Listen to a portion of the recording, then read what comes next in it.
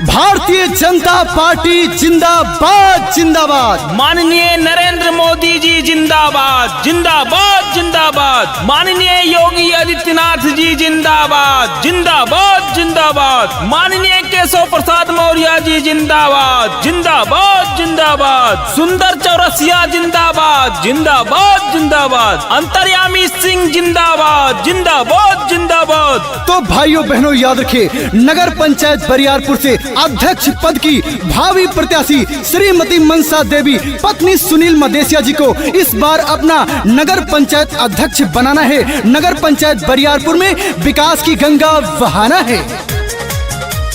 कैसे विकास होई केकरा पास होई सभे लोग ये कहता। कैसे विकास होई केकरा पास होई सभे लोग ये कहता। टूटल बनौली हो गौवा के गली हो दिक्कत भइल रहता।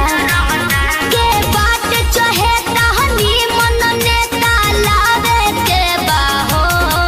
मनसा देवी के जितावे के बहो, इनके अध्यक्ष अपना बनावे के बहो भैया। मनसा देवी के जितावे के बहो भैया, अध्यक्ष अपना बनावे के बहो भैया। जालिम कितना जुल्म करेगा सत्ता के गलियारों से। नगर पंचायत बरियारपुर की गली गली गूंज रही है श्रीमती मनसा देवी पत्नी सुनील मदेसिया जी के नारों से। तो भाइयों बहनों याद रखिए, इस बार अपना नगर पंचायत अध्यक्ष श्रीमती मनसा देवी को बनाना है। अपने नगर पंचायत बरियारपुर में विकास की गंगा बहाना है। तो भाइयों बहनों याद रखिए, किसी के झांसे किसी के बहकावे में नहीं आना है। पूरा गौवा में नहीं के हालानो बा, सब कहत टोला मुहालानो बा। इनके इंतजार बावे जनतक इनसे प्यार बाटे। नगर पंचायत बरियारपुर में गुहार बाटे। पूरा गौवा में नहीं के हालानो बा, सब कहत टोला मुहालानो बा।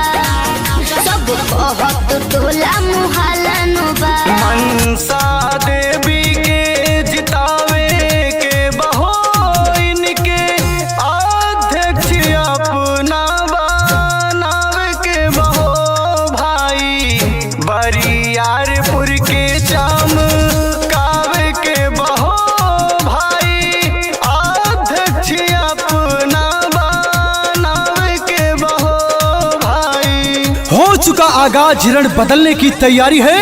इतिहास वही रचेगा, संघर्ष जिसका जारी है। तो भाइयों बहनों याद रखें, इस बार नगर पंचायत बरियारपुर से अपना अध्यक्ष श्रीमती मनसा देवी पत्नी सुनील मदेसिया, सभासद सदस्य जिला योजना समिति देवरिया, नगर पंचायत बरियारपुर। तो भाइयों बहनों याद रखें, किसी के बहकावे किसी के झांसे में नहीं आना है। अपना अध्यक्ष श्रीमती मनसा देवी को बनाना है। अपने क्षेत्र में विकास की गंगा बहाना है। अपन पंचायत के जनता के राय बाटे हो, सभी कहत है उपाय बाटे हो। अब कौनो विरोधी टिकना पई है हो, इनके अगवा कोई जितना पई है हो। सारे गली मोहल्ला में चर्चा यही, अब की मनसा देवी तो जीत गई है हो। अपन पंचायत के जनता के राय बाटे हो, सभी कहत है